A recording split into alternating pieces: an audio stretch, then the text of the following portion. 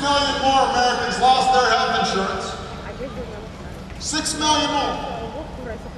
Today we received more disturbing news. A new report from the Treasury Department found that nearly half of all Americans under 65 will lose their health coverage at some point over the next 10 years. Think about that. More than 1/3 will go without coverage for longer than 1 year. But I don't need to tell you that our healthcare problems don't stop with the uninsured. How many of you who have insurance have ever worried that you might lose it if you lost your job, or you changed jobs, or you didn't move? If we do nothing, your premiums will continue to rise faster than your wages. If we do nothing, more businesses will close down. Fewer will be able to open in the first place. If we do nothing, we will eventually spend more on Medicare and Medicaid than every other government program combined. That's not an option for the United States of America. Give us your name and tell us why you're here. Why is it important to be here with your sign? My name is Mark Bordeaux, and I'm just here because the president never comes here. And the reason I'm here is because, I've got a family. I'm actually laid off right now. I'm in the home improvement industry. And the thing is I don't agree that that leftover tax money that we do have should go to socialized medicine. I'm here because government spending is getting out of control. I don't believe the president is doing what he was elected to do. He was elected to solve the economic crisis. All he's doing is adding to the burden of the economic crisis, and we need to reform government, stop the spending, stop spending my children's future, my grandchildren's future, and I want him to know that I am a typical American person. I'm not a radical, and I want him to hear the message from me. I'm here because I am against government takeover of our health care because we have already Medicare and Medicaid that's broke, and having another government takeover is going to bring our debt even further. There's $1 trillion who's going to pay for it? Our children's going to have to pay it. Also, there's 20 million illegals in our country. Obama did say that they are not going to be insured with this government plan, but then the next day, the press secretary Gibbs said they are going to be assured because I'm tired of the lies that Obama is telling the people. I think people are. I don't know if he thinks that we're very stupid people, and I'm not stupid, and I can catch on quite well. What you want to say to the people in line, the thousands of people in line to go see and hear what President Obama has to say?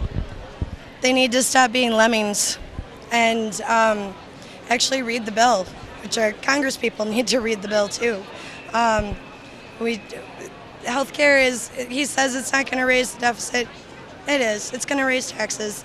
Our country is already close to being bankrupt from his policies and from Congress's policies, and we need to stop it now. Rather than just stay home today, we saw this as an opportunity to come downtown and let people know that we don't like his health care proposal, among other things. We don't like cash for clunkers.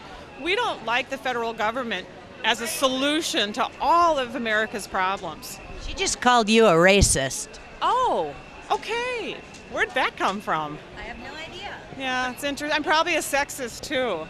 We had one just a few minutes ago that looked at a picture and said that's racist, and then we had another one where a young girl called her a member of the KKK.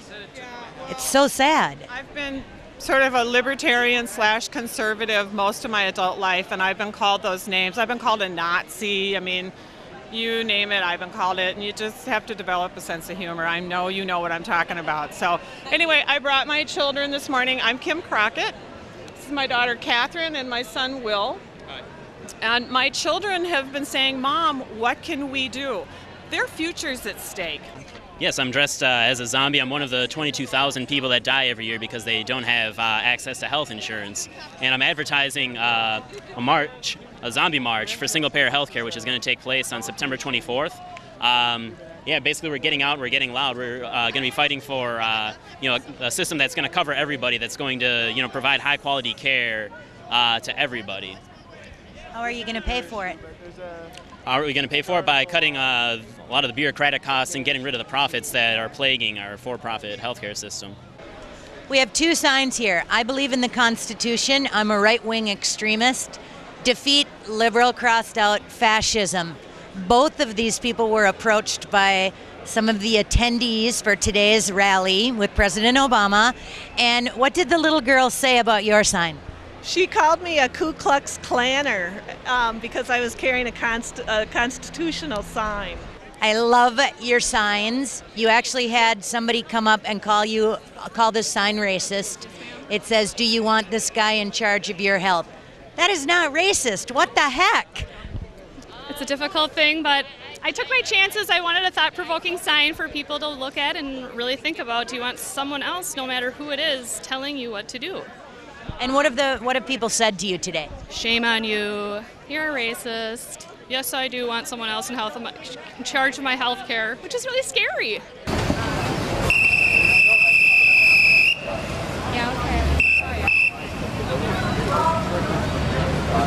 Where it talks about certain inalienable rights of life, liberty, and pursuit of happiness. I don't owe you liberty or happiness or a car That's not or what you a owe roof me. over your head. No, or it's not what food. you owe me. That's what you get to do. And Those if are- somebody those are your interferes rights. with your ability But to achieve life, liberty, and the pursuit of happiness, then I step in and I say, wait a minute, that's his right to do that. Okay. But I don't owe that to you.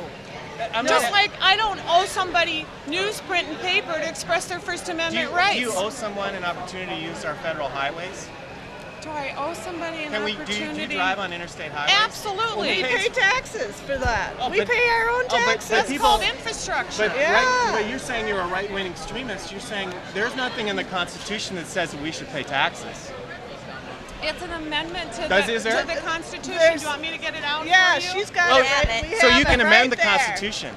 Yes, you Of can. course you can by So public you say- vote. And Okay. if you want me to pay by for vote. everything, That's not way amend the slavery. That's not the way Constitution. slavery was. It wasn't abolished by a By- vote. It was abolished by an amendment. No, it was not. It's the, Yes, you want me to it read was. the 14th and 15th Yeah. Amendment? Okay. All right. Right here. All right. It was, but Tim Pawlenty says states' rights. States' rights, right? States should have So rights. All right.